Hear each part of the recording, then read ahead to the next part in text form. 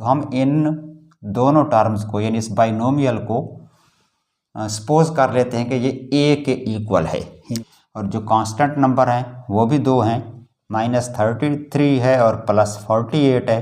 तो 48 में से 33 माइनस कर लें, 8 - 3 5, 4 - 3 1, ये आ जाएगा -15 हैं। जिनको मल्टीप्लाई करें तो 15 आए, और चूंकि 15 प्लस है तो उनको ऐड करें तो उनका सम जो है वो 8 आए।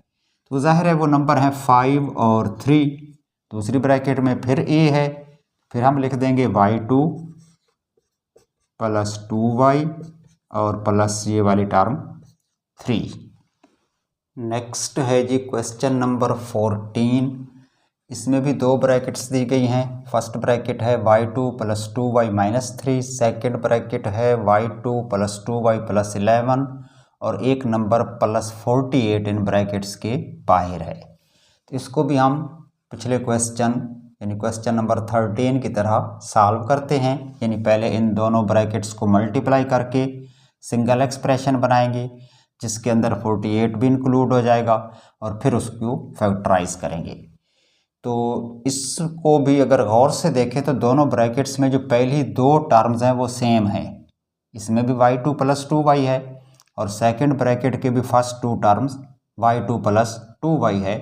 तो हम इन दोनों टर्म्स को यानी इस बाइनोमियल को सपोज कर लेते हैं कि ये a के इक्वल है। यानी पहला स्टेप हम यहाँ पर क्या लिखेंगे कि लेट y2 + 2y = a।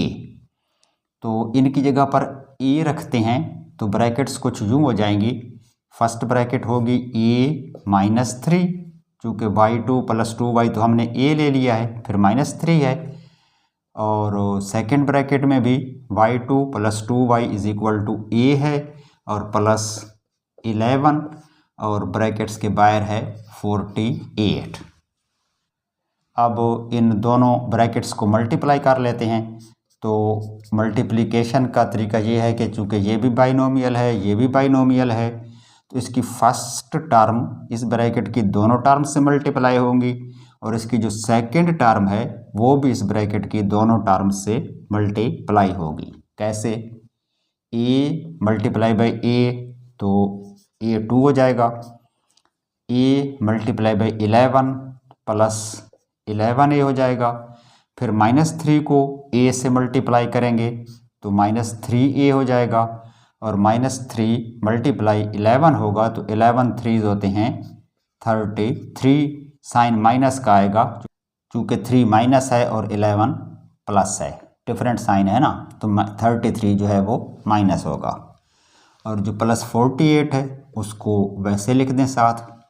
तो अब क्या होगा, फर्स्ट टर्म तो है a2, दो टर्म्स हैं a वाली +11 - 3, तो 11 में से 3 माइनस कर लें, कितने बचेंगे 8 + 8a, और जो कांस्टेंट नंबर हैं वो भी दो हैं, -33 है और +48 है। तो 48 में से 33 माइनस कर लें, 8 - 3 5, 4 - 3 1, ये आ जाएगा -15। अब ये हो गई ट्राइनोमियल। तो इसको करना है फैक्टराइज 3 की बजाय 4 टर्म्स करके। First term a2, last term -15 as it is, और फर्स्ट और लास्ट का प्रोडक्ट है -15a2।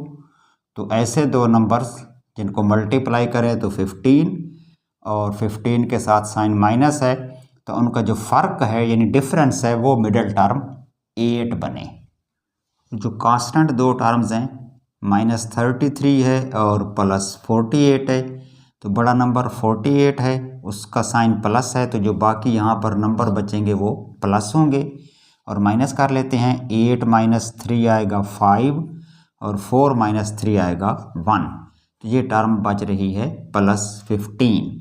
अब इसको मज़ीद हम फैक्टराइज करेंगे 3 की बजाय 4 टर्म्स करके, और वो इस तरह करने हैं कि मिडल टर्म को ब्रेक करके इसके दो हिस्से कर देने हैं। तो जो फर्स्ट टर्म है और जो लास्ट टर्म है वो तो आ जाएंगी एज इट इज़, यानी A2 और प्लस 15, इनका जो प्रोडक्ट है वो होगा 15A2। तो अब हमने दो ऐसे नंबर्स फाइंड आउट करने हैं जिनको मल्टीप्लाई करें तो 15 आए, और चूंकि 15 प्लस है तो उनको ऐड करें तो उनका सम जो है वो 8 आए। तो जाहिर है वो नंबर हैं 5 और 3। 5 मल्टीप्लाई बाई 3 15 होता है, और 5 प्लस 3 करेंगे तो 8 होगा। चूँकि 8 भी प्लस है 15 भी प्लस है, तो जो दो उसके पार्ट्स बन रहे हैं 5 और 3 वो भी दोनों प्लस ही होंगे। तो एक नंबर हो जाएगा प्लस 5A और दूसरा होगा प्लस 3A, और लास्ट टर्म है प्लस 15। कॉमन ले लें, फर्स्ट टू टर्म्स में से कॉमन आएगा A, यहाँ बचेगा A प्लस 5, चूँकि A तो कॉमन हो गया था, और इनमें से कॉमन आएगा 3 का टेबल 15 पे जा रहा है, और थर्ड टर्म का साइन भी, प्लस 3 कॉमन ले लें, इधर आएगा A प्लस 3 5 और 15। तो एक ब्रैकेट बन जाएगी A प्लस 5, और दूसरी ब्रैकेट में रिमेनिंग दोनों टर्म्स, इधर A बच रहा है और इस तरफ है प्लस 3। तो ये इसका आंसर हो गया आफ्टर फैक्टराइजिंग। लेकिन क्वेश्चन का ये आंसर नहीं है, अभी हमने A की वैल्यू भी पुट करनी है, क्योंकि हमने सपोज किया हुआ है कि A है y2 प्लस 2y के इक्वल। अब हम क्या करेंगे,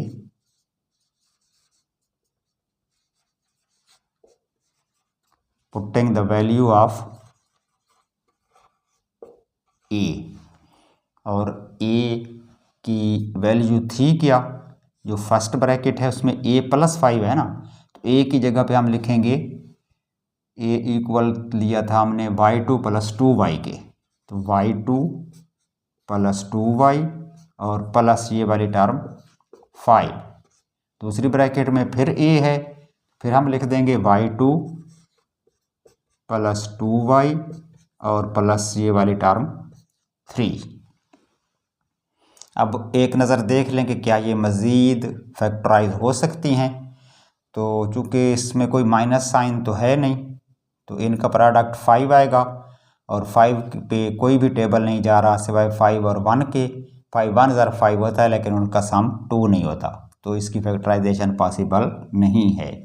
और यही केस इधर भी है, क्योंकि फर्स्ट और लास्ट का प्रोडक्ट 3 बनेगा, और 3 पे एक ही टेबल जाएगा, 3 1 ज़र 3, और उनको ऐड करें तो 3 और 1 2 नहीं होंगे, 4 हो जाएंगे। तो ना इसकी मज़ीद फैक्टराइजेशन पॉसिबल है और ना ही इस ब्रैकेट की। तो फिर यही हमारा आंसर हो गया इस क्वेश्चन का। क्लियर।